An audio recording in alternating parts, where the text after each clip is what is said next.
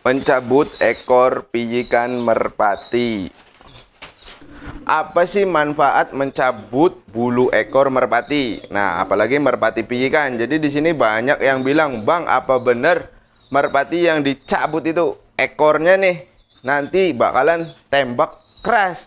Nah, di sini saya akan bagikan sedikit apa manfaat dari mencabut merpati piyikan. Jadi sebelum kita ke manfaatnya, saya bagikan dulu nih untuk mencabut ekor merpati piyikan. Kebetulan di sini ada merpati piyikan nih. Tuh, teman-teman bisa lihat.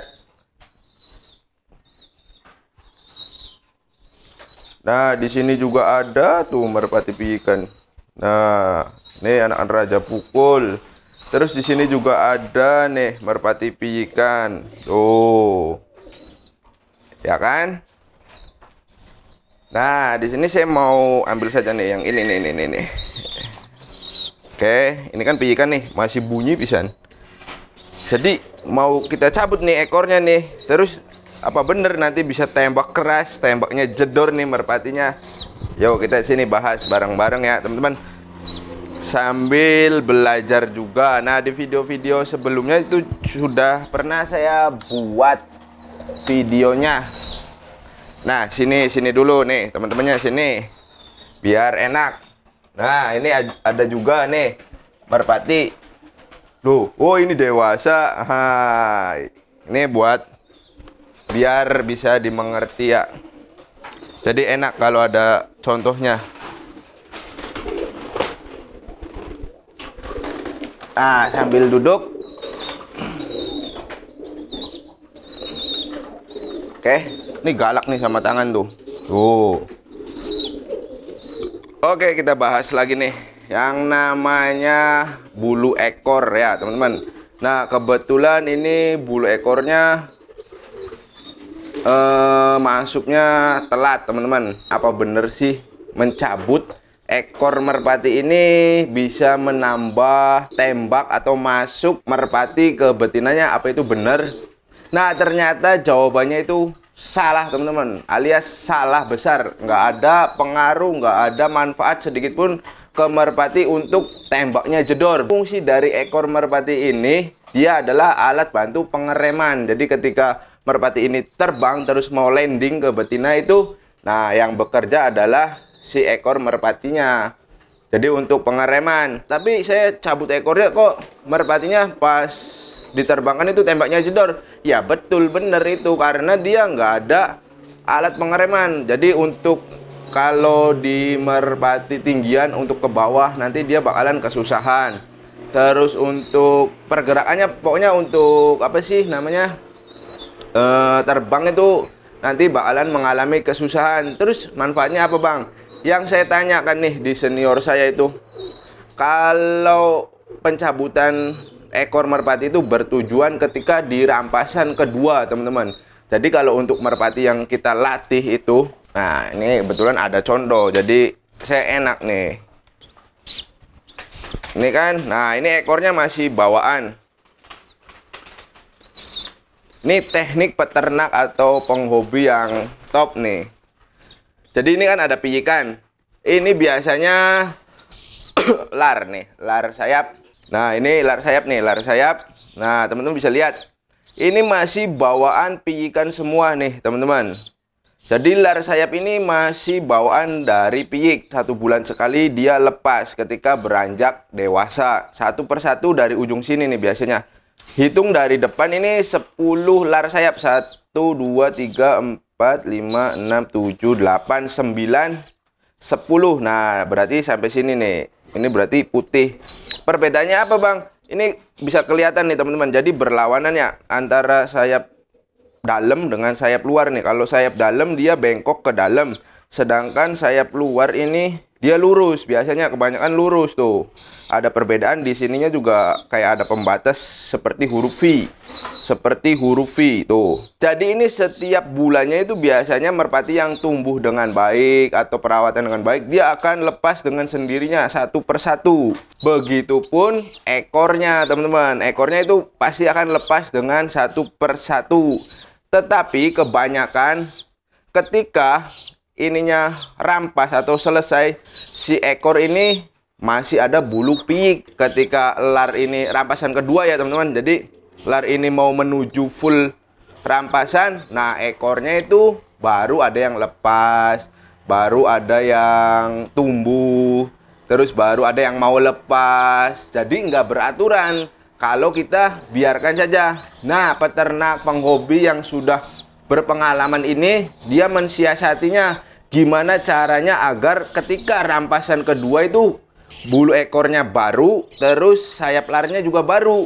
Kan kalau namanya Pak, kita memainkan merpati nih, bulu sayapnya sudah siap, sedangkan bulu ekornya sedang ngedorong. Nah, itu kinerjanya nggak bakalan maksimal. Nah, itu dari para peternak. Jadi ketika kita memainkan merpati yang sudah bulu ininya nih teman-teman, jadi kalau di permainan merpati balap itu kita butuh bulu ini di full ya. Jadi bulu-bulu baru. Merpati yang bulu baru itu biasanya kinerjanya jauh lebih baik daripada merpati yang misalkan ada lepas 1 atau sisa 8, sisa 9, sisa 2. Jadi bulu sayap ininya nih enggak ngepas, enggak 10. Jadi kebanyakan penghobi atau merpati puncak performanya ketika bagus itu ininya ketika bulu rampas atau bulu full. Yang dinamakan bulu full itu bulunya terisi semua, nggak ada yang lepas satupun. Nah, jadi tujuan para peternak atau penghobi itu mencabut ekor itu tujuannya ketika di rampasan kedua. Jadi kan nih, ini kan belum nih, masih 0. Ketika saya mau cabut ini biasanya itu di lar 5 biasanya. Lar 5 tuh jadi bagian ujung sini nih 1 2 3 4 5. Nah, setelah ini lepas 5 bulu ini, nah biasanya para peternak atau penghobi itu mencabut ekornya. Nah, itu kenapa Bang kok dicabut? Nah, bertujuan ketika ininya lepas lagi 5 lar ke depan, si bulu ekor itu sudah baru semua. Jadi bulu ini baru, bulu ini pun bulu ekor baru. Nah, tujuannya seperti itu. Nah, kalau kita biarkan seperti ini nih, lepas dengan sendirinya, ini bulu ekor pun memang lepas dengan sendirinya teman-teman. Tetapi kebanyakan nanti ketika di rampasan kedua nih teman-teman, di rampasan kedua ini kan misalkan udah lepas semua. Sedangkan bulu ekor kalau kita nggak cabut dari awal atau dari lar 5, sisa 5, itu biasanya masih ada bulu pijikan. Nah, setelah ini full, biasanya ini masih ada sisa, ada yang lagi dorong ekor, baru keluar, ada yang baru lepas. Nah, tujuan dari pencabutan bulu ekor merpati adalah untuk memaksimalkan kinerja merpati di giringan kedua. Bukan di giringan kedua, di rampasan kedua. Biasanya di lar-lar 5 sisa 3 merpati itu sudah bisa dilatih. Nah, latih jarak dekat. Nah, bulu ekor pun mengikut, dia biasanya sudah tumbuh sedikit. Nah, biasanya seperti itu. Ketika ininya sudah full, nah sampai ujung sini nih, sampai ujung sini si bulunya, si ekor pun sudah siap. Jadi ketika mau dilomba atau diteskan, merpati ini sudah siap secara bulu. Nah, tinggal tergantung teman-temannya ketika melatihnya. Nah, bagusnya lagi kalau untuk melatih teman-teman, jadi usahakan lar 8. Jadi ketika ini bulu ekor baru, udah tumbuh, grass, ini masih sisa, jadi tertinggal yang ini. Biasanya sisa 3.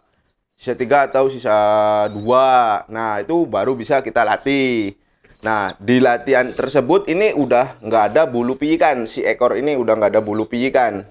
Nah, terus juga manfaat dari selain menuju ke rampasan kedua, manfaat mencabut bulu ekor merpati itu ini untuk pertumbuhan si burung juga, teman-teman. Jadi untuk energi itu diserap baik oleh si burung. Nah, terus juga kalau biasanya itu dalam masa pertumbuhan dia nanti energinya habis atau energi nutrisi habis buat bulu, teman-teman. Ketika nanti dewasa, kalau teman-teman udah merpatinya udah siap dilatih, terus teman-teman baru cabut ekornya. Nah, yang seharusnya nutrisi diserap oleh tubuh, tetapi itu diserapnya untuk pertumbuhan bulu. Nah, jadi kan nanti nggak efisien.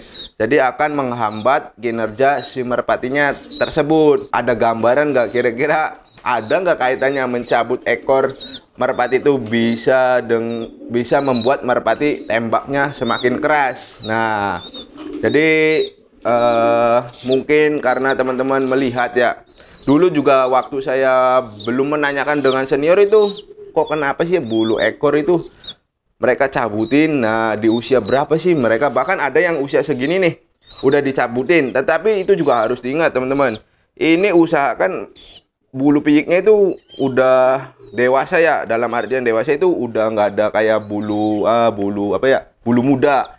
Kan biasanya kalau ada bulu muda di sini kayak masih ada darahnya, jangan dicabut dulu. Nah, ini kan kebetulan belum bisa terbang nih. Alangkah baiknya jangan dicabut dulu. Nantilah setelah lepas dua nih, ini lepas dua, sayap ini lepas dua, baru bisa dicabut. Atau patokannya ketika merpati ini sudah bisa terbang full semua, nanti ada kalanya moting pertama atau ganti bulu atau mabung pertama. Nah, ketika mabung pertama itu si bulu-bulu ini masih dalam keadaan bagus.